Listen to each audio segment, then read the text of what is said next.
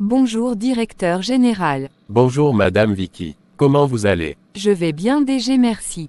S'il vous plaît DG, vous m'avez demandé de passer vous voir. Oui Madame Vicky, effectivement je vous ai demandé de passer me voir. C'est à propos de l'un de mes amis qui voudrait vous rencontrer. Il ne cesse de me harceler à cause de vous. Il était venu ici, il y a 3 mois et vous a vu. Il désire vous rencontrer mais il est présentement aux États-Unis pour une mission.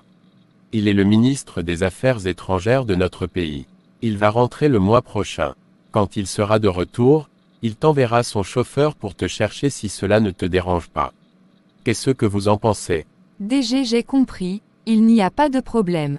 J'accepte le rencontrer. Ok, je lui ferai le compte-rendu.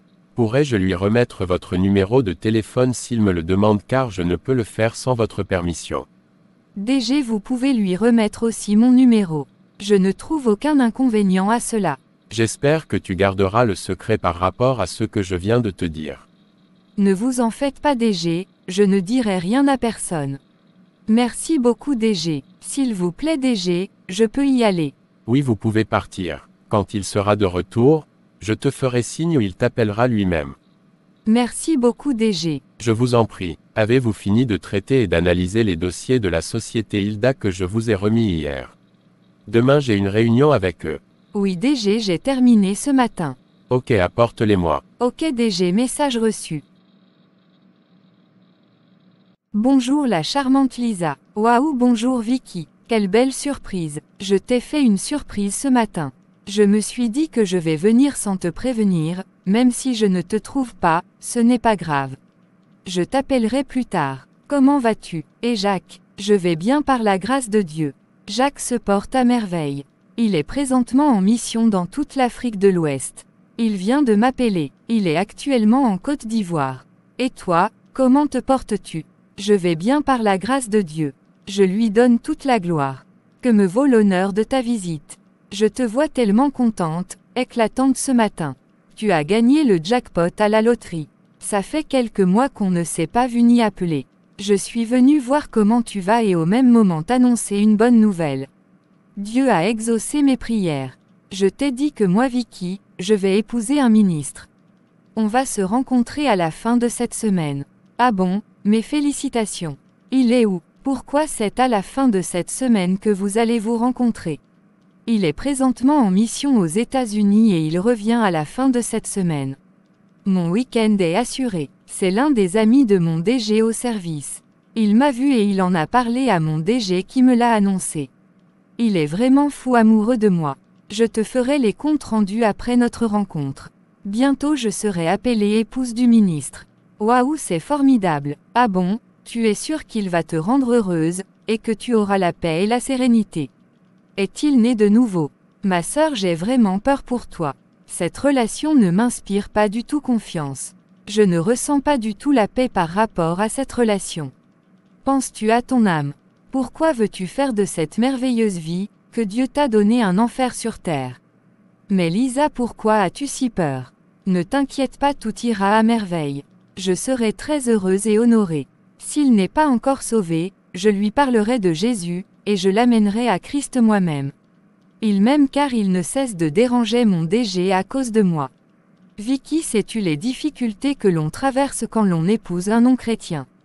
Connais-tu les souffrances que tu auras à endurer? Toi qui dis être allergique à la souffrance. Tu sais ma sœur, tu es sûre de pouvoir amener monsieur le ministre à Christ. Peut-être c'est lui qui va te convertir au monde. Ma sœur, tu cours un danger. C'est l'occasion aussi pour lui de donner sa vie à Jésus si je l'épouse. Comment peux-tu amener monsieur le ministre à Christ, après l'avoir épousé? Si tu ne fais pas attention, c'est lui qui va te sombrer. Ma sœur, tu joues un jeu très dangereux.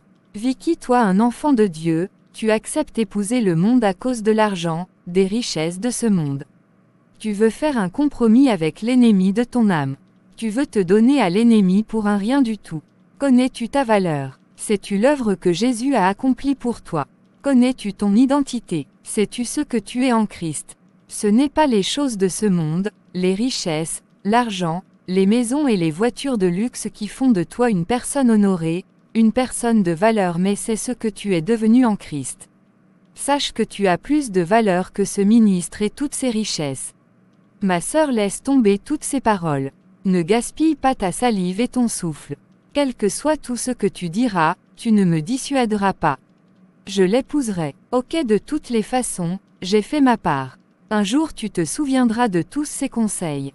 Lisa, c'est bon. Fermons ce dossier. Ah, j'oubliais, il y a quelques mois, Luc m'a invité au restaurant et m'a demandé en mariage, mais je l'ai proprement remis à sa place car il n'a pas les qualifications nécessaires, indispensables pour être mon époux. Je l'ai envoyé balader. Mais Vicky, Luc est un homme bien, calme, poli et je suis sûre qu'il aura un grand futur. Pourquoi l'as-tu rejeté? Madame la prophétesse du Dieu Tout-Puissant, laisse-moi ça. Je parle de présent, toi tu me parles de futur. Ma sœur, je crois que je vais partir. On a assez parlé aujourd'hui, je crois que c'est bon. Je vais aller me faire belle pour mon rendez-vous avec le ministre qui aura lieu ce week-end. Ok, pas de problème. Merci pour la visite. Que Dieu te garde. Au revoir. Au revoir Lisa, prends soin de toi et bien de choses à Jacques. Je n'y manquerai pas, merci. Bonsoir Vicky, c'est une très grande joie de te voir ce soir. Bonsoir monsieur le ministre, la joie est partagée. Mais voyons Vicky, tu ne peux pas m'appeler monsieur le ministre. Nous ne sommes pas au travail ici. Ton DG ne t'a pas donné mon nom. Je m'appelle Gérard. Appelle-moi Gérard. Ok, bonsoir Gérard. Comment tu vas? Je vais bien par la grâce de Dieu et toi? Je vais bien aussi, nous voilà ensemble ce soir. J'ai attendu avec impatience ce jour depuis que je t'ai vu pour la première fois. Je suis arrivé hier très fatigué mais j'ai voulu à tout prix te voir ce soir. J'étais tellement pressé de revenir des États-Unis quand ton DG m'a dit que tu as accepté qu'on se rencontre. Si j'avais la capacité de pouvoir annuler la mission, je l'aurais fait, afin de revenir te voir plus tôt. Pendant tout mon séjour, je ne rêvais que de toi. Ah bon, c'est une vérité ou une flatterie? Ma belle, ce n'est pas du tout une flatterie. C'est la vérité et elle vient du plus profond de mon cœur. Ok, je te crois. Je suis très honorée pour tes paroles qui touchent beaucoup mon cœur.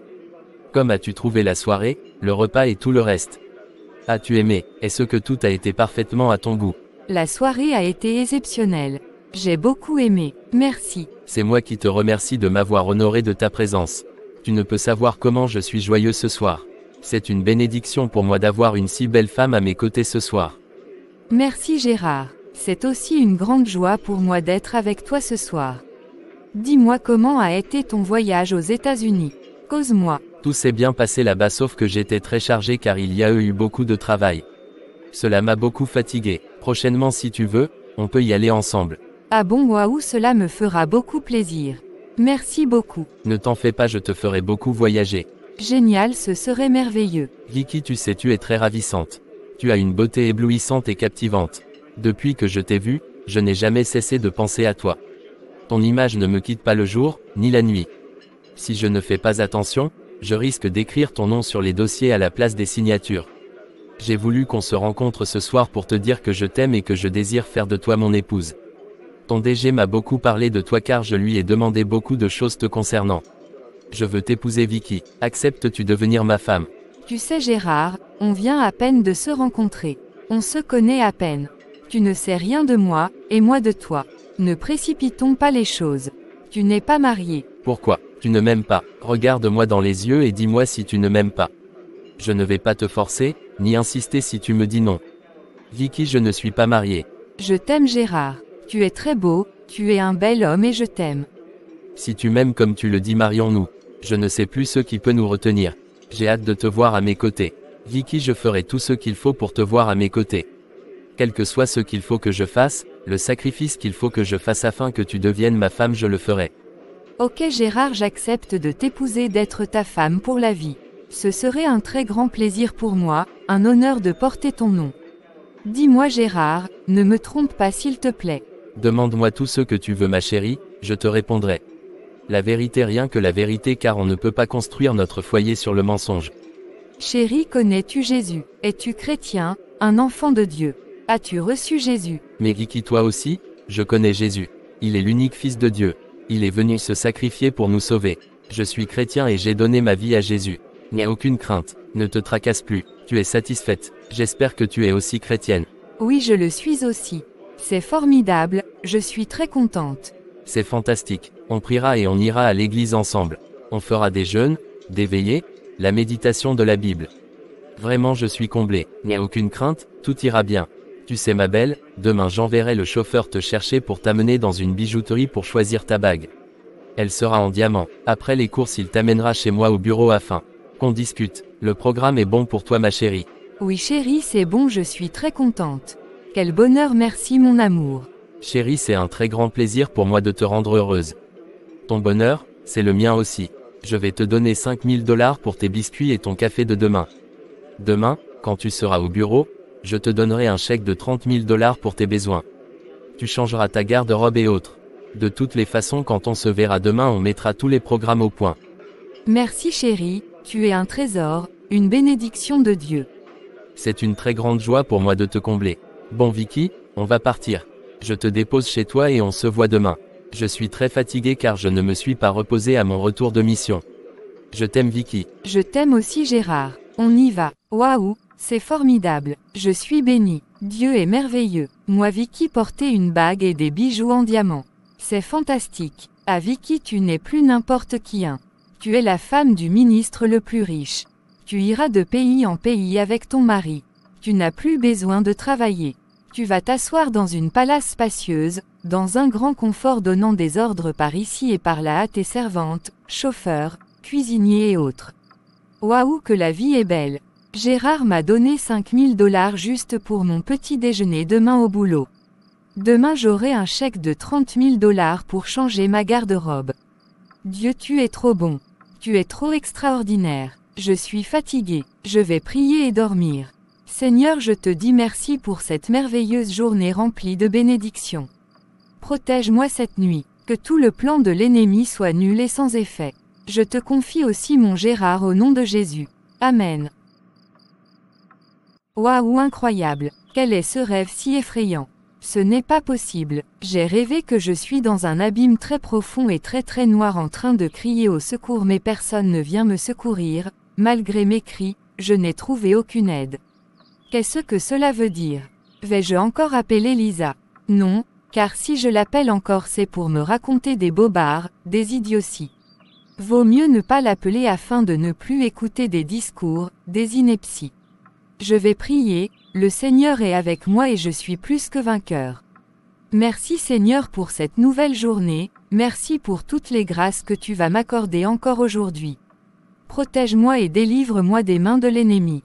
Que tous ces plans soient nuls et sans effet au nom de Jésus. Amen. Je remets entre tes mains ce rêve que je viens de faire, sauve-moi Seigneur. Par le sang précieux de Jésus, je détruis, j'annule tout plan de l'ennemi contre moi au nom de Jésus. Je déclare leur échec et ma victoire au nom de Jésus. Amen. Bonjour Gérard mon amour. Bonjour ma Vicky, vous êtes déjà de retour. Vous avez été rapide. Comment tu vas ma belle? Tu as bien dormi? Oui chérie, on est déjà de retour. Je vais bien par la grâce de Dieu. J'ai bien dormi et j'ai aussi beaucoup pensé à toi, à notre amour. C'est formidable et agréable d'entendre que tu penses à moi. Moi aussi je n'ai pas cessé de penser à toi toute la nuit. Tu as pu acheter ta bague et tes bijoux. Je peux voir le choix que tu as fait si cela ne te dérange pas. Oui chérie, j'ai pu l'acheter. Cela ne me dérange pas du tout, toi aussi. Pourquoi peux-tu parler ainsi? Regarde, comment les trouves-tu? Waouh Vicky, c'est très joli. Tu as fait de très bons choix. Tu as du goût, avec cela tu seras plus qu'une princesse. La princesse de Gérard. Tu es très drôle, tu m'amuses. C'est vrai, tu es très belle quand tu ris. Quand veux-tu que nous célébrions notre mariage? Ce serait un mariage avec moins de personnes. On ira aux États-Unis pour la lune de miel ou partout où tu voudras. Moi je désire que cela se fasse au plus tard dans 6 mois. Gérard, tu es tellement pressé. Ok, comme tu voudras. De toutes les façons, j'ai hâte d'être à tes côtés. Tu sais, je vais te donner les 30 000 $ que je t'ai promis hier et je viendrai te chercher le soir pour qu'on dîne ensemble. Nous continuerons la discussion concernant le mariage ce soir. J'ai une réunion d'affaires tout à l'heure donc on va se voir ce soir. Je t'aime. Ok chérie, à ce soir, je t'aime aussi. Bisous.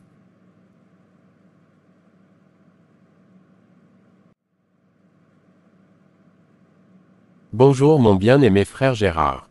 Comment tu vas? Bonjour mon bien-aimé frère Johan. Je vais bien merci, et toi mon frère? Je vais bien aussi, la vie est très belle.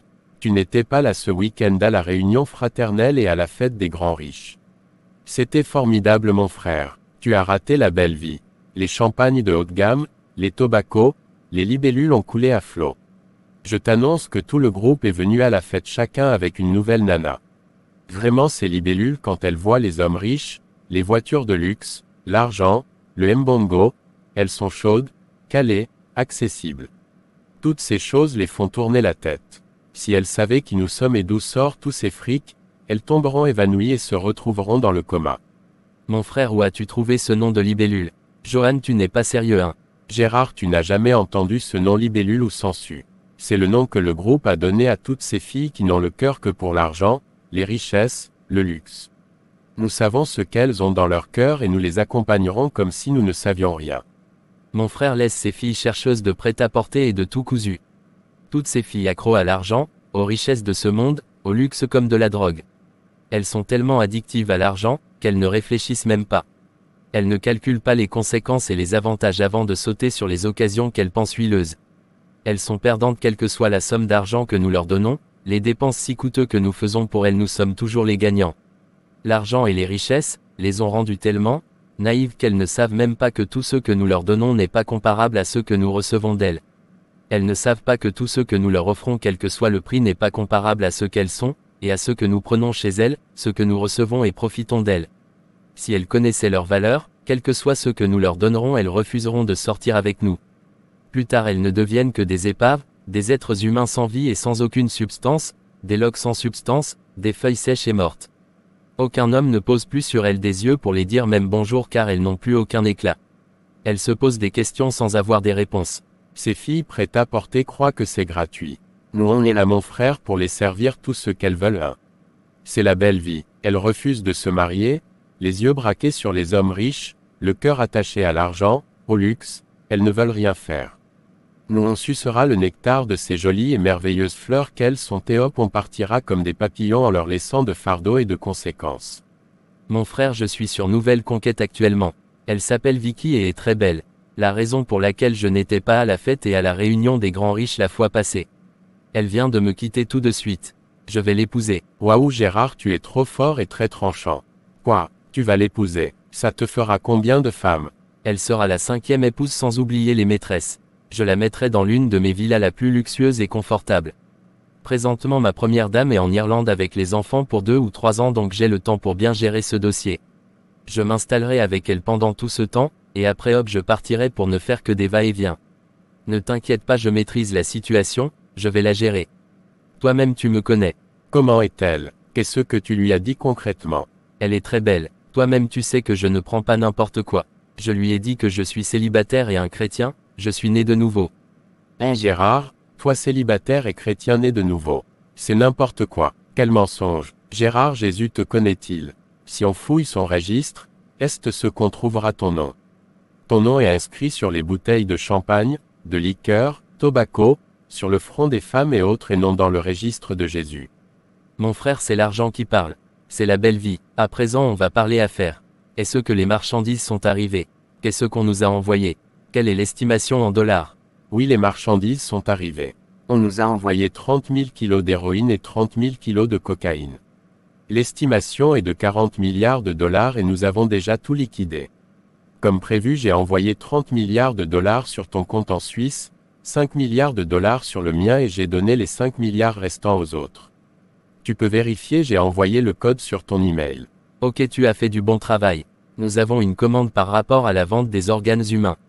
On nous demande 10 cœurs, 25 reins donc il faut toucher nos hommes afin qu'ils puissent trouver ça plus tard dans 2 mois. Nous gagnerons 10 milliards de dollars. Tu enverras 5 milliards dans mon compte, tu garderas 3 milliards et tu donneras 2 milliards à nos hommes. La prochaine livraison de drogue arrivera quand? Dans 1 mois ou plus tard. Ok, c'est bon, je t'enverrai certains papiers confidentiels sur ton PC. Garde-les soigneusement, analyse-les et tu me feras le compte rendu. Ok, compris. À présent je vais te laisser car j'ai un rendez-vous urgent. On s'appelle Gérard. Ok, pas de problème, on s'appelle. Moi aussi j'ai rendez-vous avec Vicky ce soir. À quand la date de réunion des grands riches?